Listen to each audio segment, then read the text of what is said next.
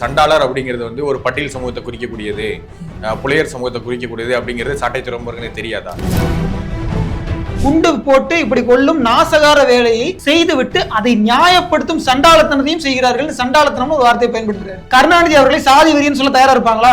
அசவு சொல்ல நீங்க எவ்வளவு நாளா பயன்படுத்துறீங்களே, திமுக என்ன பண்ண போகுது? எவ்வளவு போய் இது பண்ண போறாங்களா இல்ல சமாஜ் இது பண்ண போறாங்களா?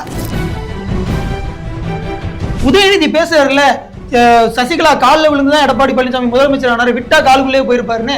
அது நல்ல வார்த்தை. அதுக்கு அர்த்தம் என்ன? இப்ப அதுக்கு உதயநிதி மேல உதயநிதி மேல அவதூறு வழக்கு போட்டு அவர் உள்ள போட்டுருக்கணும்ல. நாய் கூட பிஏ பட்டம் அவருடைய மகனே டாக்டர் படிச்சிருக்கிறாரு. அப்ப அவருடைய மகனுக்கு அந்த நாய் அப்படிங்கிற அந்த வார்த்தை பொருந்துமான அவர் சொல்லணும்ல. உங்களுடைய ஆட்சியில் நிகழ்ந்த மரணங்களை கணக்கெடுக்கணும்னா அதுக்கே ஒரு தனியா ஒரு ஆணையம் போடணும். அவ்வளவு இருக்கு.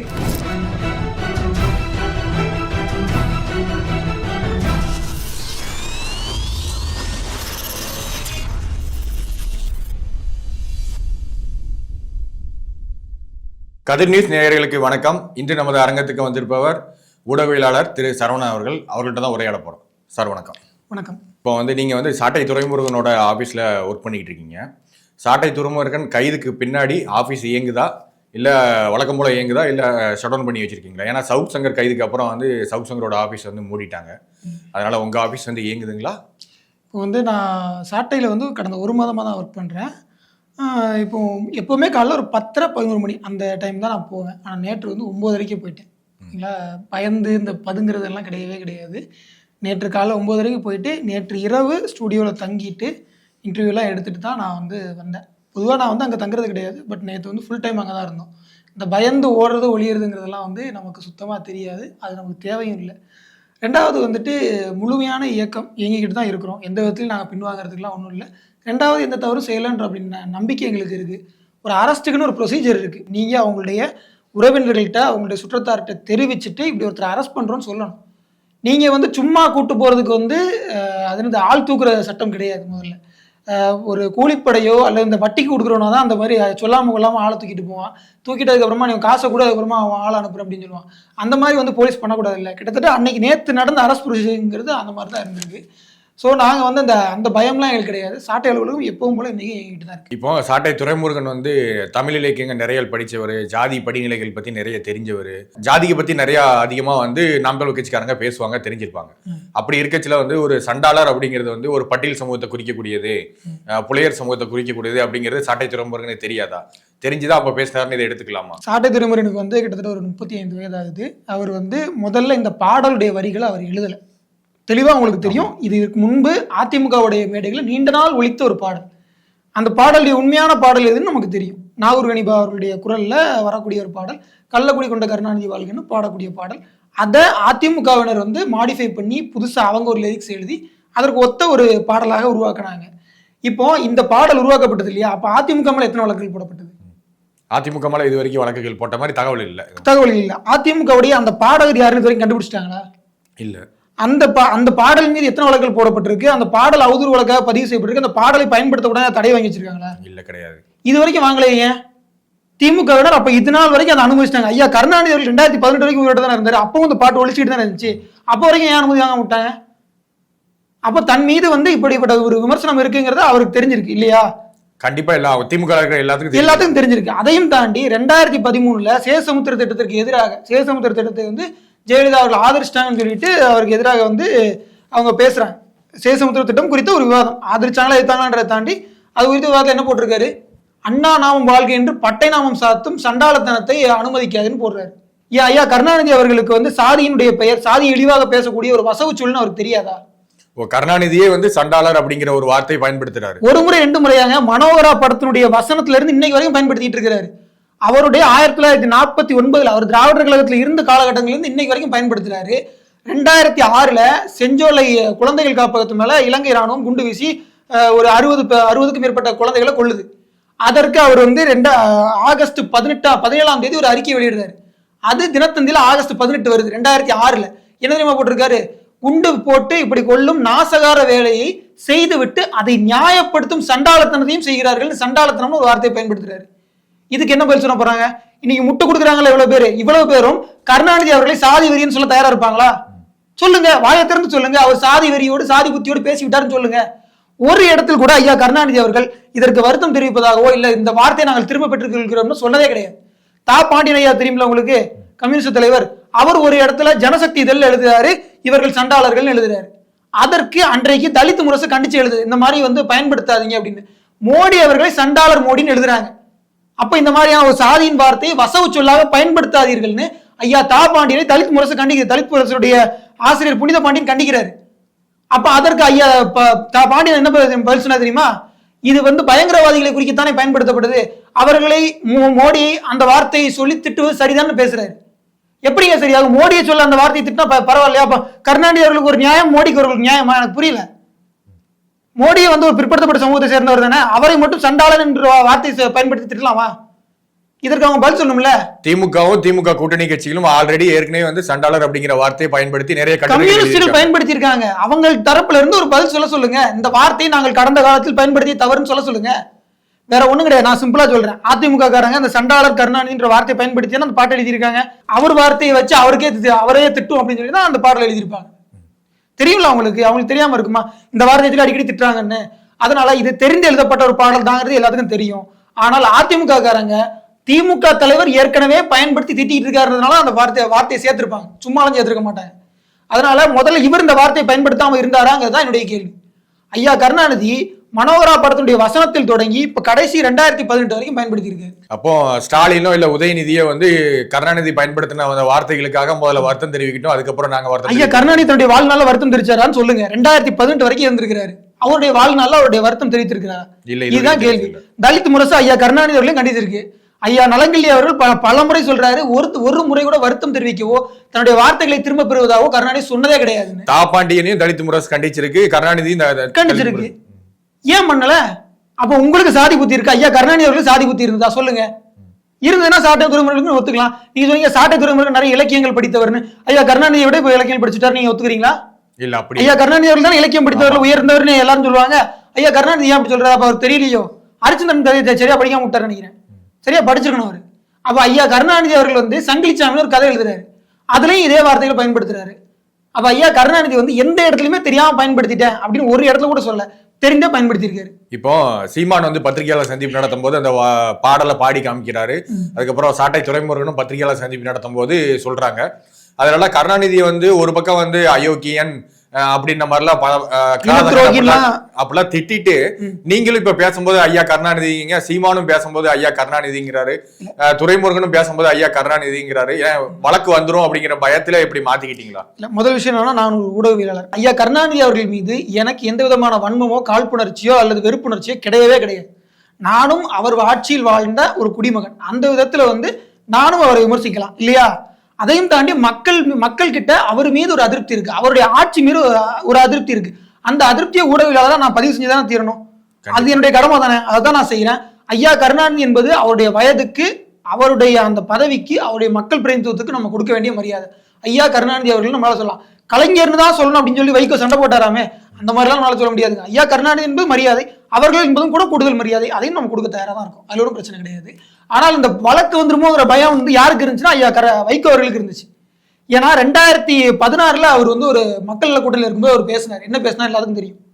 அவர் இந்த வேலையை செய்யறதுக்கு வேற தொழில் செஞ்சு பொழைக்கலாம் அப்படின்னு சொல்லி பேசினார். என்ன தொழில்னு கேட்டா, நீங்க வேற ஏதாவது தப்பா எழுதிடுவீங்க, இந்த சேனல்லாம் இருக்கீங்கன்னு சொல்லிட்டு ஆதி காலத்திலிருந்து இருந்த தொழில், அந்த தொழிலை இப்ப சட்டப்பூர்வமாக நிறைய பேர் போராடிட்டு இருக்காங்க அப்படின்னு நான் உடனே எல்லாம் சிரிக்கிறாங்க. சிரிச்ச உடனே நான் ஒன்றும் தப்பா சொல்லைங்க, அவருக்கு நாகஸ்வரம் வாசிக்கிறது தெரியும், அவர் அந்த குடும்பத்துல பிறந்தவர். ஏன் தெரியாம நாகஸ்வரம் வாசிக்கிறது என்ன சட்டவிரோத தொழிலா? அது சட்டப்பூர்வமாக யாரும் போராடிட்டு இருக்காங்களா? ஐயா வைகோ சொன்னதுக்கு அர்த்தம் நமக்கு புரியுதா இல்லையா? விபச்சாரத்தை சொல்றாரு, எனக்கு தெரியலங்க, அர்த்தம் புரியுதா இல்லையா? சுத்தி இருக்கவங்க சிரிச்சாங்க, அவங்களுக்கு புரிஞ்சிருச்சு. அப்ப ஐயா வைகோ அவர்கள் சொன்னதுக்கு அவருக்கே அர்த்தம் புரிஞ்சிருச்சு. 2006 மன்மோகன் சிங்குக்கு ஐயா வைகோ அவர்கள் ஒரு கடிதம் எழுதினாரு, என்னுடைய மதிமுக கட்சியை ஒரு உடைக்க பார்க்கிறார் அப்படின்னு சொல்லி. அதற்கு அவர் மீது ஒரு அவதூறு வழக்கு போடப்பட்டது திமுக சார்பில்.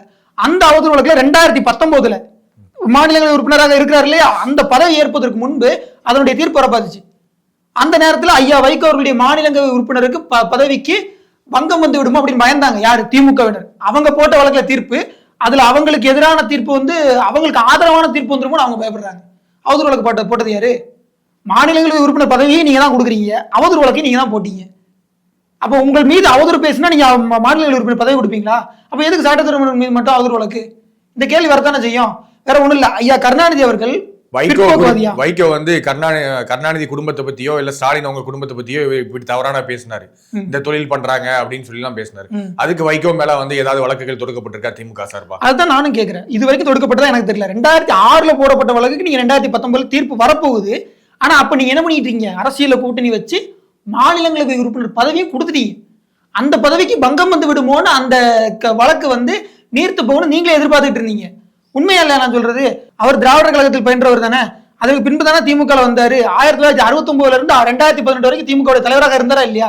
அவருக்கு தெரியாத அந்த சண்டாளங்கிற வார்த்தை ஒரு சாதி குறிக்கக்கூடிய வசவுச்சொல் அப்படின்னு. வசவுச்சொல்ல நீங்க இவ்வளவு நாளா பயன்படுத்துறீங்களே, திமுக என்ன பண்ண போகுது? எவ்வளவு போய் கைது பண்ண போறாங்களா இல்ல கைது பண்ண போறாங்களா? சமூக வலைதளங்கள்ல எழுதுறவங்க என்ன எழுதுறாங்க அப்படின்னா, நாம் தமிழர் கட்சி சாட்டை துறைமுருகன் வந்து ஜாதி வெறியோட பேசுறாரு. சாட்டை துறைமுருகன் ஒரு முக்குளத்தோர் ஜாதியை சேர்ந்தவர், அதனால வந்து பட்டியல் சமூகத்துக்கு எதிராக வந்து அவர் பேசுறது இன்னைக்கு நேரத்தில் இல்ல என்னைக்குமே பேசிக்கிட்டே இருக்காரு அப்படிங்கறத மறுபடியும் குற்றச்சாட்டா வச்சு திமுக காரங்க நிறைய சமூக வலைதளங்களை எழுத ஆரம்பிச்சிருக்காங்க. திமுக காரங்களும் விசிக காரங்க இது இவ்வளவு நாட்களாக சண்டாளன் என்கின்ற வார்த்தையை பயன்படுத்தி ஐயா கருணாநிதி அவர்களை சாதி வெறியர்னு சொல்லாதது காரணம் என்ன? உங்கள் தரப்பினவர் என்றால் அவர்கள் பண்ணதெல்லாம் நியாயமா? மனுநீதியை நாங்கள் எதிர்த்தவர்கள் என்று சொல்லி மாறுதட்டி கொள்கின்ற நீங்கள் உங்களுக்கு ஒரு நீதி எழுதிக்கிறீங்க. உங்களுக்கு ஒரு நீதி ஊராருக்கு ஒரு நீதியா? என்ன நியாயம் அது? உங்களுக்கு ஒரு நீதி ஊராருக்கு ஒரு நீதினா அது எப்படி சரியா இருக்கும்? எல்லாருக்கும் ஒரே நீதி தானங்க. அதே கருணாநிதி அவர்கள் சொன்னது தவறு. அவர் ஒரு சாதி வெறியர், அவருக்கு சாதி புத்தி இருக்கு, ஒத்துக்கங்க. நான் சாட்டை துறைமுருகன் வந்து சாதி வெறியர்னு ஒத்துக்கலாம், பிரச்சனை கிடையாது. ஏன் அவருக்கு மட்டும் தான் சாதி வெறி இருக்கா, இவருக்கு கிடையாதா? அதுதான் கேள்வியா இருக்கு. ராமதாஸ் அவர்கள் இடஒதுக்கீடு குறித்த விஷயத்துல எழுதும் போது சொல்றாரு, கருணாநிதி அவர்களுக்கு வந்து சாதி குறித்த ஒரு மனப்பான்மை இருக்கத்தான் செய்யுதுன்னு. அப்ப அவருக்கு இருக்கத்தானே செய்யுது. கருணாநிதி அவர்கள் எந்த இடத்துலயுமே சாதி வெறி இல்லாம நடந்துக்கிட்டாரா? கருணாநிதி சுத்தி இருக்கக்கூடியவங்க யாரு? கருணாநிதி வேற ஒண்ணும் கிடையாது. ஐயா கருணாநிதி அவர்கள் தஞ்சை தமிழ் பல்கலைக்கழகத்தை ஒருத்தர் துணைவேந்தர் ஆகினாரு. ஒருவர் துணைவேந்தர் ஆகணும்னா அதுக்கு வந்து பேராசிரியராக 10 ஆண்டுகள் பணியாற்றி இருக்கணும்ன்ற ஒரு வரைமுறை இருக்கு. அப்படி பேராசிரியராக பணியாற்றாத ஒருத்தரை துணைவேந்தர் ஆகினாரு. அவர் யார் தெரியுமா? ஐயா கருணாநிதி அவர்களுடைய சம்பந்தி முறை, அவருடைய அதே சாதி. அவரை சுற்றி பின்னாடி இருக்கக்கூடியவங்க எல்லாம் யாரு, என்ன ஜாதி கொஞ்சம் தேடுங்களேன். ஐயா முரசொலி மாறன் என்ன ஜாதி? ஆனா 2 பேரும் பேசிக்கொள்ளும் போது அந்த சாதி இது வராது. ஐயா கருணாநிதி அவர்களும் முரசொலி மாறனும் 2 பேரும் பேசிக்கிறாங்க. அப்போ 2 பேரும் ஒரு ஜாதிக்காரங்க ஒன்னா சேர்ந்துட்டாங்கப்பா அப்படின்னு யாரும் சொல்ல மாட்டாங்க. ஆனா திருச்சி சூர்யா சிவாவும் அன்பில் மகேஷும் சேர்ந்து பேசும்போது மட்டும் ஒரு ஜாதிக்காரங்க ஒன்னா குடிக்கிறாங்கன்னு பேசுறாங்க.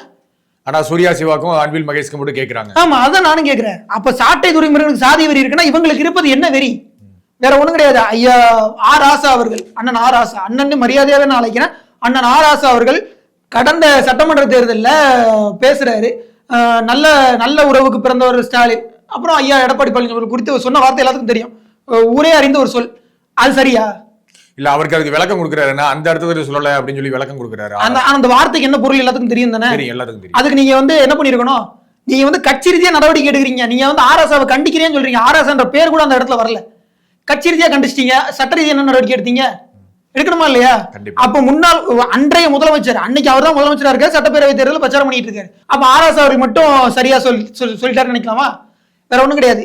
தமிழ்நாட்டுல திமுக அதிமுக அல்லாத ஒரு கட்சி ஆட்சியில இருந்தா ஆர்எஸ் அவர்கள் ஒரு வருடத்துக்கு ஒரு அவதூறு வழக்கு எதிர்கொள்ளணும். ஏன்னா அவ்வளவு பேசியிருக்காரு. வேற ஒண்ணும் சொல்றாரு, அருந்ததிய மக்கள் ஓட்டு போட்டு நாங்க ஜெயிக்க போறது கிடையாது, ஆனாலும் மலம் அல்லக்கூடிய சமூகம்னு அந்த சமூகத்துக்கு கருணாநிதி அவர்கள் இடஒதுக்கீடு கொடுத்தாரு அப்படின்னு. யார் சொன்னது? ஆராசா பேசினாருல, ஆராசா பேசியிருக்காரு. நான் தெரியாம தான் கேட்கிறேன். ஆராசா அவர்கள் அப்படி பேசுறாருல்ல, ஆராசா அவர்கள் இன்னொரு வார்த்தை சேர்த்து கேட்க வேண்டியதானே? கருணாநிதி அவர்கள் இருக்காரு இல்லையா, அவருடைய சமூகம் மட்டும் ஓட்டு போட்டு அவரால் எம்எல்ஏ கூட ஆக முடியாது. உண்மையா இல்லையா? கண்டிப்பா கண்டிப்பா. ஆனா அவர் எப்படி 5 முறை முதலமைச்சர் ஆனாரு? இந்த கேள்வியை ஒரு தடவை அப்படியே கலைஞர் கருணாநிதி அவர்களுடைய அந்த சமூகத்தை பார்த்து அவரை பார்த்து ஒரு தடவை கேட்கட்டும். ஒரு தடவை கேட்டா சரியா போயிருமே. இப்ப அருந்ததியர் மக்களை பத்தி தவறா பேசியிருக்காரு ஆராசா. அதுக்கு எந்த நடவடிக்கையும் இது வரைக்கும் அருந்திய சமூகத்தில இருந்து எதுவுமே வந்து தொடுக்கப்படல. எடப்பாடி பழனிசாமி அவர்கள் குறித்து பேசப்பட்ட அந்த கருத்துக்கு அவதூறு வழக்கு போடப்பட்டிருக்கணுமா இல்லையா? கண்டிப்பா போட. என்ன நடவடிக்கை எடுத்துட்டாங்க சொல்லுங்க? ஒரு கைது ஒரு நீதிமன்றத்துக்கு முன்னாடி அவர் நின்றுப்பாருன்னா சொல்லுங்க. எந்த நடவடிக்கையும் கிடையாது. வருத்தம் தெரிவிச்சா சரியா போயிருமா? நான் தெரியாம தான் கேட்கிறேன். இப்படி எல்லாம் வருத்தம் தெரிவிச்சுட்டே இருந்தாங்கன்னா அப்ப அவதூறா எப்படி வேணாலும் பேசிக்கலாமா? இன்னைக்கு அவதூறா பேசி நாளைக்கு வந்து வருத்தம் தெரிவிச்சுக்கலாம், அப்படிதானே? இப்போ சோசியல் மீடியாவில் என்ன பேசுறாங்கன்னா, திமுக மாதிரியே வந்து நாம் தமிழர் கட்சியினரும் வந்து சமூக வலைதளங்கள்ல அரசியல் மேடைகள்ல வந்து கொச்சையா பேச ஆரம்பிச்சிட்டாங்க, அவதூறா பேச ஆரம்பிச்சிட்டாங்க அப்படிங்கிற ஒரு குற்றச்சாட்டு வந்து நாம் தமிழர் கட்சிக்கு எழுது. இது வந்து எப்படி பாக்குறீங்க? இது சரியாதான் சொல்றாங்க அப்படின்னு எடுத்துக்கலாமா, இல்ல திமுக விட நாங்க குறைச்சுதான் பேசுறோம் அப்படின்ற மாதிரி நாம் தமிழர் கட்சிக்காரங்க எடுத்துக்கலாமா? முதல் விஷயம் என்னன்னா, திமுக மாதிரியே நாம் தமிழர் அப்படிங்கிறீங்க. அப்ப திமுக இவ்வளவு நாளா இந்த மாதிரியான கேடுகெட்ட வேலையை செஞ்சுட்டு இருக்கீங்க, ஒத்துக்கிறீங்க? கண்டிப்பா ஒத்துக்கிறாங்கல்ல. நீங்க அந்த கட்சியை புறக்கணிச்சிருந்தீங்கன்னா அந்த கட்சியில உள்ள யாருக்கா அப்படி பேசுற தைரியம் வருமா? வேற ஒண்ணுல, நேற்று சிவாஜி கிருஷ்ணமூர்த்தி ஒரு ட்வீட் போடுறாரு, இவருக்கு ஆபாசமாக பேசுவதை தவிர எதுவும் தெரியாது சாட்டை துரைமுருகனுக்குன்னு. சாட்டை துரைமுருகன் ஆபாசமா பேசுறாருன்னா சிவாஜி கிருஷ்ணமூர்த்தி என்ன பண்ணிட்டு இருக்காரு? அவருடைய ஒரு ஃபேமஸான டேக் வேர்டு ஒன்று இருக்கு, ஞாபகம் இருக்கு அவங்களுக்கு? ஒரு சிறப்பான சொல்லாடல், அந்த வார்த்தையை சொல்லி தான் தொடங்குவாரு. என்ன வார்த்தை ஞாபகம் இருக்கா? சொல்ல முடியுமா நம்மளால? கண்டிப்பா கண்டிப்பா ஞாபகம். வார்த்தை சொல்ல முடியுமா? இல்ல நம்ம ஊடகத்துல இருக்கனால சொல்ல முடியாது. ஆனா அவர் என்ன பண்ணுவாரு, மேடையில இருந்து சொல்லுவார். வேற ஒண்ணுல, ரொம்ப கொச்சையான வார்த்தை, நான் சொல்றதுக்கு அசிங்கம். ஒருத்தர் வந்து சின்னம்மாவை அம்மாவாக்குவோம் அப்படின்னு சொல்லிட்டு கூறாரு, நடராஜனாலே முடியல, உங்களால பண்ண முடியுமான்னு சொல்லி இவர் கேட்கிறாரு. இது நல்ல வார்த்தையா? உதயநிதி பேசுறாருல, சசிகலா காலில் விழுந்துதான் எடப்பாடி பழனிசாமி முதலமைச்சர் ஆனாரு, விட்டா காலுக்குள்ளே போயிருப்பாருன்னு, அது நல்ல வார்த்தையா? அதுக்கு அர்த்தம் என்ன? அப்ப அதுக்கு உதயநிதி மேல உதயநிதி மேல அவதூறு வழக்கு போட்டு அவர் உள்ள போட்டுருக்கணும்ல. அவர் எத்தனை முறை சிறைக்கு போயிட்டு இருந்தார் சொல்லுங்க? எத்தனை முறை அவர் சிறைக்கு போயிட்டு இருந்தாரு? பிரச்சாரம் பண்றேங்கிற பேர்ல அவதூறாக பேசுவதையும் அசிங்கமா பேசுவதையுமே வாடிக்கையாக கொண்டிருக்கக்கூடிய இவ்வளவு பேர் இருக்காங்க.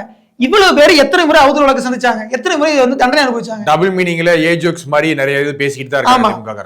நாம் தமிழர் கட்சியில உள்ளவங்க அந்த மாதிரியான ஒரு பிரச்சாரத்தை மேற்கொண்டாங்கன்னா அவர்கள்ட்ட இந்த கேள்வியை வைங்க, ஏன் அந்த மாதிரி பேசுறீங்கன்னு. ஆனால் திமுக மாதிரி நாம் தமிழர் மாதிரி எந்த விதத்தில் சொல்ல முடியும்? அவங்க இந்த இன்டென்ஷனோட செயல்படுறாங்களா? எந்த இடத்துல இந்த இன்டென்ஷனோட செயல்படவே இல்லை. நீங்க ஒரு பொய்யான குற்றச்சாட்டை வந்து நாம் தமிழர் மேல ஃப்ரேம் பண்றீங்க, அவதூறா பேசிட்டாரு. அப்போ திமுக மேடையில உள்ளவங்க எல்லாம் பேசுறது என்ன? திமுக மேடையில் உள்ளவங்க எல்லாம் அவதூறா பேசுறாங்க, அதை நாம் தமிழர் காப்பி பண்ணுதுன்னு சொல்லுங்க. அப்படி சொல்லுங்க, அதுல ஒரு நியாயம் இருக்கும். ஆனால் நாம் தமிழர் எந்த இடத்துல அந்த மாதிரி பேசுச்சு? அப்படி பேசுச்சுன்னா ஐயா கருணாநிதி அவர்கள் குறித்து எத்தனை இடங்களை கொச்சையா பேசிட்டாங்க? வேற ஒண்ணும் இல்ல. அப்படி பேசினவங்க எல்லாத்துக்கும் தண்டனை கொடுக்கணும் அப்படின்னா திமுகவுடைய மாணவர் அணி செயலாளர் ராஜீவ்காந்தி அவர் தான் பேசினாரு. அவருக்கு பதவி கொடுத்து வச்சிருக்கீங்க, மாணவர் அணி செயலாளர் பதவி கொடுத்து வச்சிருக்கீங்க. 3 பொண்டாட்டியோட கருணாநிதி அவர்கள் இருக்காரு. எப்படி முடிஞ்சது? எல்லாரும் நினைக்கிறாங்க இஸ்லாமியர்கள் 3 பொண்டாட்டி கட்டிக்கலான்னு. கருணாநிதி அவர்கள் வந்து 3 பொண்டாட்டி கட்டிருக்காரு எப்படின்னு கேட்கிறாரு. அவருக்கு என்ன சொல்ல போறீங்க? புல் புடிங்கி கருணாநிதி பேசினாரு, சக்கர நாற்காலி சதிகாரம் கருணாநிதினு பேசினாரு. அவருக்கு என்ன தண்டனை கொடுத்துட்டீங்க? எத்தனை முறை அவர் வந்து அவதூறு வழக்கு எதிர்கொண்டுட்டாரு? இதெல்லாம் வந்து முதல்ல அவங்க பதில் சொல்லணும்.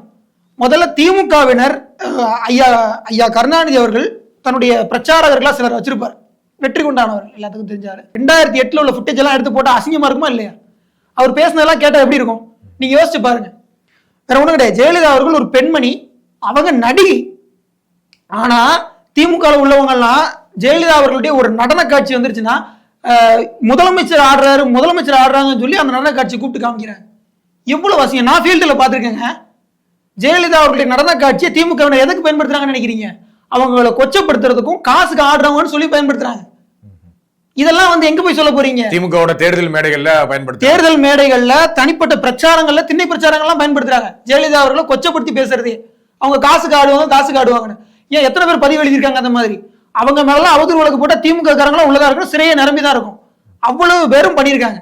ஆனால் நாம் தமிழர் கட்சியில் உள்ளவங்க அப்படி பண்ணது கிடையாது. அப்படி பண்ணாங்கன்னா தெளிவா சொல்லுங்க எங்க பண்ணாங்கன்னு. இவங்க ஒரு பெண்ணுன்னு சொல்லிட்டு ஒரு பெண்ணுன்றதை வச்சு அசிங்கப்படுத்துவாங்க. அப்படிப்பட்ட என்ன சொல்றது, பெண் புனிதர்கள்லாம் அங்க இருக்காங்க. வேற ஒண்ணும் கிடையாது. உச்சகட்டமாக தமிழ்நாட்டிலேயே பெண்ணை இழிவு செய்த ஒரு முற்போக்குவாதினா அது கருணாநிதி அவர்கள் தான். அவர் வந்து முற்போக்குவாதி தானே, திராவிடர் கழகத்துல இருந்தாருல்ல. இளைஞன் ஒரு படம் எடுத்தார். இளைஞன்ற படத்தினுடைய இறுதி காட்சி ஒண்ணு இருக்கு. அது என்ன தெரியுமா? ஒரு கெட்டவன் நல்லவன் ஆகும். அதுக்கு என்ன பண்ண தெரியுமா? அந்த கெட்டவன் யாருடைய பேச்சை கேட்டு நடந்தான்? இந்த பெண்ணுடைய பேச்சை கேட்டுதான். நமிதா. தீமையின் ஒட்டுமொத்த உருவம் அந்த பெண் தான் அப்படின்னு சொல்லி பெண்ணை வந்து ஒரு மோசமான உருவமாக சித்தரித்து நமிதா வந்து அந்த படத்தினுடைய காட்சியில் அந்த இடத்த விட்டு வெளியேறதா படத்தினுடைய இறுதி காட்சி. ஒரு பெண்ணை தீமையின் உருவமாக சித்தரிப்பது ஆரிய புராணங்களின் வழி வந்ததுன்னு இவங்க குற்றம் சாட்டிக்கிட்டு இருந்தாங்க 100 வருஷத்துக்கு முன்னாடி திராவிடர் கழகத்துல இருந்தவங்க. இன்னைக்கு அதே தான் வந்து கருணாநிதி பண்ணாரு. 2006-07 அந்த இளைஞன் படம் வந்த நேரத்துல இளைஞன் படத்துடைய கதையை என்ன பண்ண போறீங்க? அப்போ கருணாநிதி அவர்கள் பெண் என்ன சொல்றது, ஒரு பிற்போக்குவாதி, அவர் ஒரு ஆணாதிக்கவாதி, அவர் பெண் வெறுப்பு கொண்டவர் அப்படி சொல்லுவோமா? அவருக்கு அந்த வார்த்தை பொருந்துமா? இவ்வளவும் நம்மளுடைய கேள்விகள். அதுக்கு அவங்க எல்லாம் பதில் சொல்லுவாங்களா? கண்டிப்பா அதுக்கான அவங்க எல்லாம் பதில் சொல்றதுக்கு வாய்ப்புகள் ரொம்ப குறைவு தான் நினைக்கிறேன். இப்ப துரைமுருகன் வந்து தன்னோட பிரஸ் மீட்ல சொல்றாரு, என்னைய வந்து ஒரு எஸ்சி பட்டியலின மக்களுக்கு எதிராக வந்து என்னைய சித்தரிக்க முயல்றாங்க, நான் வந்து ஒரு ஜாதி வெறி என்ன மாதிரி என்னைய சித்தரிக்க முயல்றாங்க திமுக காரங்க அப்படிங்கிறத குற்றச்சாட்டு வைக்கிறாரு. இதே வந்து விசிகா காரங்களும் சாட்டை துரைமுருகன் மேல அதிகமான குற்றச்சாட்டு வைக்காங்க. வன்னியரசு வந்து நாம் தமிழர் கட்சியை ரொம்ப அதிகமா விமர்சிக்கிறாரு. அதாவது வந்து ஒரு நேரத்தில் எப்படி பேசியிருந்தாருன்னா, இயக்குனர் சீமான், நடிகர் சீமான் எல்லாம் வந்து பேசுவார்.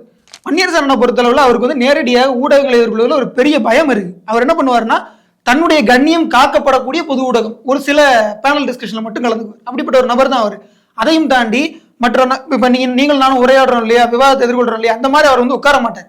பல முறை அவர் விவாதத்துக்கு அழைச்சிருக்க. இன்னைக்கு ஒரு முறை விட அவர் வந்து நேரில் நம்ம பார்த்தே கிடையாது. ஒரு முறை அவர் வந்து உட்காரட்டுமே. நீங்க வந்து நடிகர் சீமான்னு சொல்றீங்க இல்லையா, திருமாவளவன் அவர்கள் எனக்கு தெரிஞ்சு 2 படத்துல நடிச்சிருக்காரு. ஒரு படத்துல முதலமைச்சராக நடிச்சிருக்காரு. நான் இப்ப உங்க தலைவர் திருமாவளவன் அவர்கள் நடிகர் திருமாவளவன் சொன்னா நல்லா இருக்குமா? திருமாவளவன் தமிழ்நாட்டில் உள்ள மக்களால் என்னவாக அறியப்படுறார்? ஒரு விடுதலை சிறுத்தைகள் என்ற ஒரு கட்சியுடைய தலைவராக அறியப்படுறார். அப்ப அப்படி சொல்லி அழைப்பு தான் நியாயம். அதே மாதிரி சீமான் அவர்கள் இயக்குனராக இருக்கும்போது தமிழ்நாடு முழுக்க தெரிஞ்சாரா, இல்ல கட்சியினுடைய தலைவராக இருக்கும்போது தமிழ்நாடு முழுக்க அறியப்படுறாரா? உங்களை வந்து திரைப்படம் சார்பா பேச கூப்பிட்டுருக்காங்க, அரசியல் பேச கூப்பிட்டுருக்காங்க. நீ அரசியல் விவாதத்தை கலந்துக்கிறீங்க. அப்போ ஒரு கட்சியினுடைய தலைவரை பேசுறீங்க அப்படிங்கிறப்போ அதை சொல்லணும். நீங்க பாக்யராஜை சொல்லும் போது சொல்லலாம், பாக்யராஜ் இயக்குனர் அப்படின்னு சொல்லலாம். நடிகர் விஜய் வந்து அரசியலுக்கு வருவதற்கு முன்பு நீங்க அதை சொல்லலாம். இப்ப அவர் ஒரு கட்சியினுடைய தலைவர் ஆயிட்டாரு. இப்ப நீங்க அரசியல் விவாதத்துல நீங்க பேசும்போது அவர் தமிழக வெற்றி கழகத்தினுடைய தலைவர் தான் குறிப்பிடணும். அப்போ சீமான் அவர்கள் தெளிவாக ஒரு அரசியலை செஞ்சுட்டு இருக்கிறார். அவர் நடிகர்னு சொன்னா என்ன அர்த்தம்? வேற ஒண்ணும் கிடையாது. இது எப்படின்னா, அந்த நடிகர் அப்படின்னு சொல்லி எம்ஜிஆர் வந்து கலைஞர் ஓரம் கட்ட நினைச்சார். அதே வேலையை சீமானவர்கள்ட்ட வந்து இவர் அப்ளை பண்ண நினைக்கிறாரு. ஆனா அது நடக்காது. இல்ல, எனக்கு என்ன சந்தேகம் அப்படின்னா, பிசிகா வந்து பேஸ் வந்து பறையர் சமூக மக்கள் தான் பேசு. அப்போ அந்த பறையர் சமூக இளைஞர்கள் மத்தியில நாம் தமிழ் கட்சி வளர்ந்துகிட்டு இருக்கிறதுனாலதான் வன்னி அரசுக்கு வந்து நாம் தமிழ் கட்சி மேல கோபமும் வெறுப்பும் வருது அப்படின்னு எடுத்துக்கலாமா? உண்மை. நான் வந்து நிறைய பிசிகா சார்ந்த நண்பர்கள்ட்டே பேசியிருக்கேன். எங்களுக்கு அதுதாங்க பிரச்சனை. இந்த ஊர்ல உள்ளவங்க எங்களுக்கு சரியா வாக்கு போட்டுருவாங்க. ஆனா போன முறை இந்த ஏரியால 400 வாக்குகள் எங்களுக்கு வர வேண்டியது உங்களுக்கு போயிருக்கு. எப்படி போகலாம்? எங்களுடைய வாக்குகளை நீங்க எடுத்துக்கிட்டா நாங்க எப்படிங்க விடுவோம் அப்படின்னு சொல்லி அவங்களுக்கு ஒரு பெரிய வருத்தமும் ஒரு கோபமுமே அதுதான் நாம் தமிழர் மேல. அதனாலதான் வந்து நாம் தமிழர் கட்சி வந்து பட்டியலின சமூக மக்களுக்கு எதிரானது அப்படின்னு இந்த துரைமுருகன் கைதை வச்சு இந்த சண்டாளர் அப்படிங்கிற வார்த்தையை வச்சு ஒரு போர்ட்ரேட் பண்றாங்க அப்படிங்கிற மாதிரி. ஆமா, அதையும் தாண்டி ஆம்ஸ்ட்ராங்கினுடைய படுகொலை நேற்று வந்து மாயாவதியினுடைய அந்த தொண்டர்கள், பகுஜன் சமாஜ் கட்சியுடைய தொண்டர்கள், அவங்க வந்து ஸ்டாலினுடைய போட்டோவை செருப்பால் அடிச்சு தீய வச்சு கொளுத்தி எல்லாம் பண்ணாங்க, போராட்டம் பண்ணாங்க. நேற்று அந்த போராட்டம் என்னைக்காவது பேசப்பட்டுச்சா? இல்ல, எந்த ஊடகத்திலுமே பெருசா சாட்டை துரைமுருகன் அவருடைய கை தான் பேசப்பட்டுச்சு. ஒருவேளை அது தெரிஞ்சிருந்தா யார் உண்மையான பட்டியலினத்திற்கு எதிரிகள்னு தெரிஞ்சு போயிருக்கும். ஆம்ஸ்ட்ராங் அவருடைய படுகொலை முன்பே வந்து உளவுத்துறையால் சொல்லப்பட்டது தெளிவா சொன்னாங்களா இல்லையா? ஜூனியர் விகடனுடைய நேற்றைய அட்டைப்படம் என்னது? அறிவாள் ராஜ்யம். அதுதான். அப்ப எத்தனை படுகொலைகள் நீங்க அனுமதிக்கிறீங்க?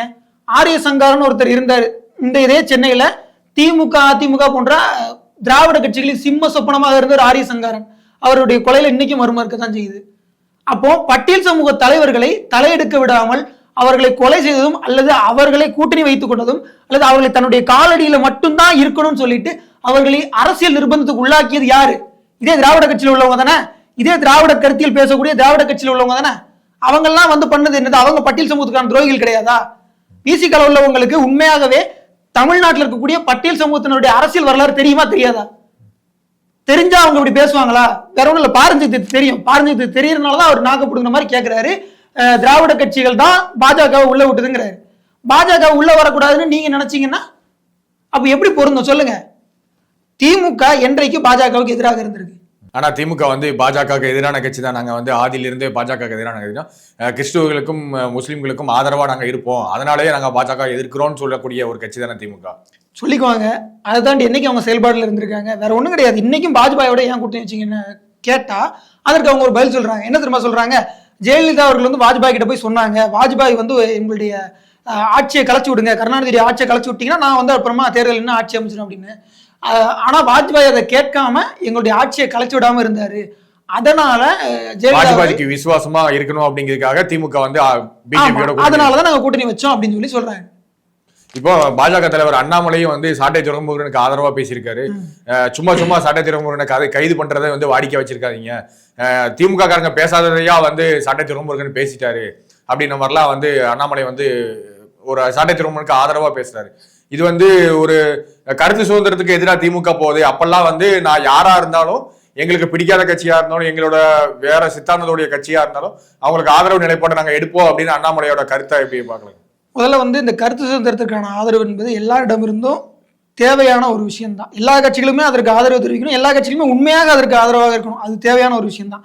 இப்போ திமுக வந்து மத்திய அரசை ஒவ்வொரு முறையும் குற்றம் சாட்டும். என்னன்னா சிபிஐ, ஐடி, இடி ரெய்டு நடக்கும் போதெல்லாம் என்ன பேசினாங்கன்னு உங்களுக்கு தெரியும். மத்திய அரசுல அதிகாரத்துல இருந்துகிட்டு இவங்க மாநில அரசுல இருக்கக்கூடிய அரசியல்வாதிகளை அச்சுறுத்துறாங்க, முடக்குறாங்கன்னு பேசினாங்க. சரி, அவங்க முடக்குறாங்க. ஊப்பா சட்டம் போடும்போது போராளிகள் என்ன பேசுவாங்க தெரியுமா? போராளிகள் சொல்லுவாங்க, அந்த ஊப்பா என்கின்ற ஆள் தூக்கி சட்டத்தின் மூலமாக எங்களை முடக்க பார்க்கிறார்கள் பேசுவாங்க.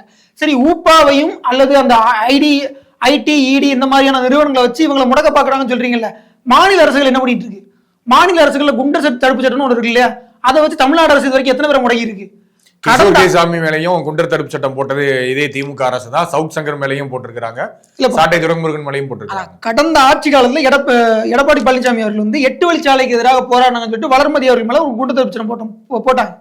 இப்போ இதே ஆட்சியில வந்து மேல்மா சிப்காட்டுக்கு எதிராக கருத்து தெரிவிச்சாகவும் போராட்டம் பண்ணதுக்காகவும் அருள் அப்படிங்கிற விவசாயி மேல இவங்க குண்டர் தடுப்பு சட்டம் போட்டாங்க. 7 பேர் மேல போட்டாங்க. ஏன் அப்போ குண்டர், அதாவது விவசாயி அருள் வந்து குண்டர் என்பதும் குண்டர் தடுப்பு சட்டம் போடணுங்கிறதும் ஸ்டாலின் அவர்களுக்கு இப்பதான் தெரிஞ்சதா? அவர் ஆட்சிக்கு வந்ததுக்கு பிறகுதான் தெரிஞ்சதா? விவசாய சங்கத்துல அருள் பக்கத்துல நின்று பேசும்போது தெரியலையா? அப்ப ஸ்டாலின் அவர்களுக்கு எதிர்கட்சி தலைவராக இருக்கும்போது ஒரு நிலைப்பாடு, ஆளுங்கட்சி தலைவராக இருக்கும்போது ஒரு நிலைப்பாடு ஏன் வருது? இந்த கேள்வி இருக்குல்ல. அவதூறு வழக்கு போட்டு நீங்க எவ்வளவு பேரை முடக்கி இருக்கீங்க?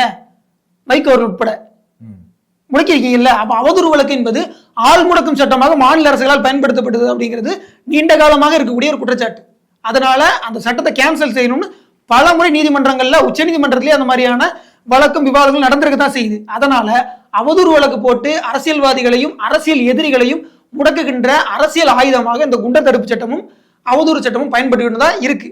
அப்படித்தான் வந்து சாட்டை துறைமுறைகளை பயன்படுத்தப்பட்டிருக்கு. கருத்து சுதந்திரத்துக்கு எதிராக திமுக தான் செயல்படுதுன்னு சொல்றீங்க. திமுக தான் செயல்படுது, வேற யார் செயல்பட போறா? அவங்களுடைய வேலையே அதுதான்.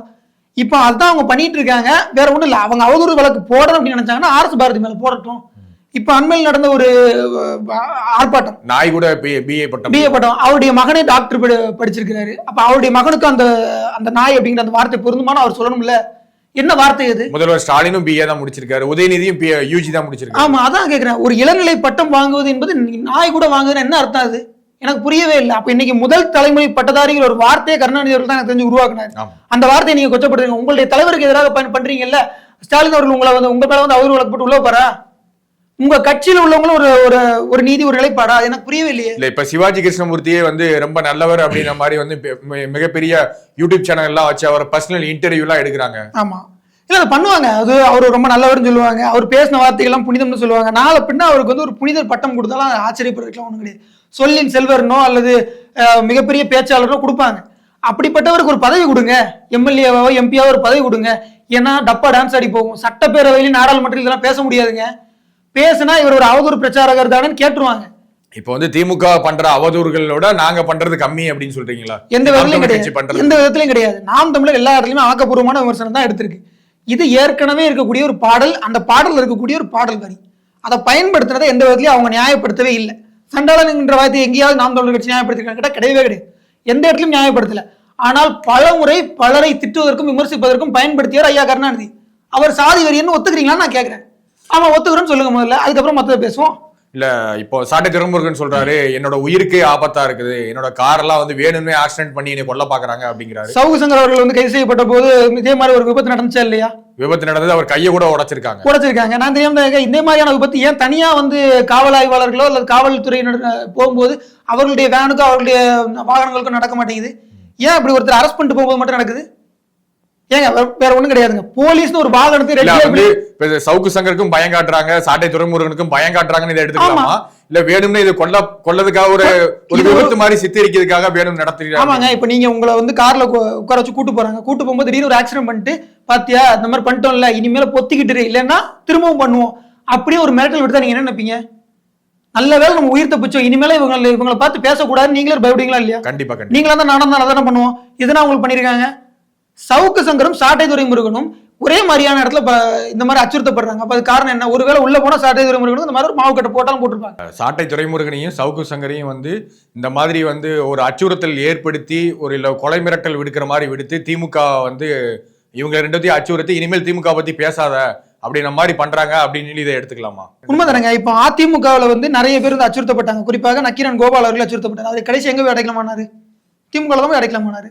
திமுக போய் அடைக்கலமாறதுக்கு அவருக்கு தெரிஞ்சிருக்கு. ஏன்னா அதிமுக இருந்து காப்பாத்துறதுக்கான சக்தி திமுக தெரிஞ்சிருச்சு. திமுக அச்சுறுத்தினா எங்க போய் சேருவாங்கன்னா அதிமுக போய் சேருவாங்க. இப்ப இந்த ரெண்டும் இல்லாத ஒரு கட்சியாக நாம் தமிழர் உருவாகுதுங்கிறப்போ அது அவங்களுக்கு பயமா இருக்கு. அவ என்ன பண்றாங்க? இவங்களை அச்சுறுத்தி வந்து நம்ம பக்கம் இழுத்தரணும், இல்ல அடக்கணும், இல்லைன்னா அதிமுக வந்து தள்ளி விடணும். தள்ளி விட்டா அவங்களுக்கு பிரச்சனை கிடையாது. அதிமுகவுடைய கைக்குலிகள் சொல்லி ஈஸியா டிஃபேம் பண்ணிடுவாங்க. பாஜக பக்கம் போயிட்டாலும் அவங்க டிஃபேம் பண்றது ரொம்ப ஈஸி, உங்களுக்கு தெரியும். ஸோ இப்படிப்பட்ட டிஃபேம் பண்றதுக்கான முயற்சி தான் சாட்டை துரைமுருகன் மேல போடப்பட்ட அந்த அவதூறு வழக்கு. அவர் இதெல்லாம் பணியிற ஆள் கிடையாது, பயப்படுற ஆள் கிடையாது. நேற்று சீமான் அவர்கள் அந்த பாட்டை படித்தாரு. என்ன அவதூறு வழக்கு போட போறாங்கன்னு எனக்கு தெரியல. நேற்று ஒரே நாள்ல சமூக வலைத்தளங்கள்ல அது தீயா பரவிருச்சு. எத்தனை பேர் மேல வழக்கு போட போறாங்க? ட்விட்டர் எலான் மஸ்க் மேலே வழக்கு போட்டுருவாங்களா எனக்கு தெரியல. என்ன பண்ண போறாங்க? சதிகாரன் கருணாநிதின்ற ஹேஷ்டாக் இன்னைக்கு வரை ட்ரெண்ட் ஆயிட்டு இருக்கு. இப்போ நம்ம பேசின இந்த இன்டர்வியூக்காக கூட கைது செய்யப்படலாம். யாருக்கு தெரியும்? கள்ளச்சாராய வியாபாரி ஸ்டாலின்னு ஒரு வார்த்தை அதை அவர் பயன்படுத்திட்டாரு. உண்மையாகவே அந்த வார்த்தையை பயன்படுத்தியதுக்காக தான் சாட்டுக்குரு முறையிட வந்து கைது செஞ்சுட்டாங்களோ அப்படின்னா அந்த கட்சிக்காரங்க சந்தேகப்படுறாங்க. நியாயம் தானே? நியாயம் தானே? படத்தானே செய்வாங்க. வேற ஒன்றும் இல்லை. கொரோனா காலத்துல நீங்க உங்களுடைய வீட்டு வாசல் நின்றுக்கிட்டு கருப்பு சட்டை போட்டு ஒரு பதாகை ஏந்தி போராடுனீங்க இல்லையா? அது என்ன போராட்டம் பண்ணாங்க? டாஸ்மாக் ஏந்தி போராடினீங்கல்ல, என்ன பண்ணீங்க? அதை நீங்க வந்தோன்னா திறந்து விட்டு தான் செஞ்சீங்க. நீங்க டாஸ்மாக் எல்லாம் மூடிட்டீங்களா? உங்களுடைய ஆட்சி காலத்துலயும் டாஸ்மாக் எண்ணிக்கை அப்படியே தான் இருக்கு. நீங்க எந்த விதத்திலும் குறைக்கல. அதுவும் போக கள்ளச்சாராயத்தை தவிர பெரிய ஓட விட்டுருக்கீங்க. ஒரு மரணமா 2 மரணமாங்க? எத்தனை மரணங்க? 60க்கும் மேற்பட்ட மரணங்கள். ஒரு முறை 2 முறை இருந்திருக்கு. போன வருஷம் 1, இந்த வருஷம் 1. எத்தனை தடவை கணக்கெடுக்கிறது? உங்களுடைய ஆட்சியில் நிகழ்ந்த மரணங்களை கணக்கெடுக்கணும்னா அதுக்கே ஒரு தனியா ஒரு ஆணையம் போடணும். அவ்வளவு இருக்கு. முதல்ல உங்களுடைய ஆட்சியை சரியா நடத்துங்க. அடுத்து இந்த மாதிரியான அரசியல் பழிவாங்கலாம் பண்ணலாம். நம்மிடையே இணைந்து பல்வேறு கருத்துக்களை பயந்து கொண்டமைக்கு மிக்க நன்றி.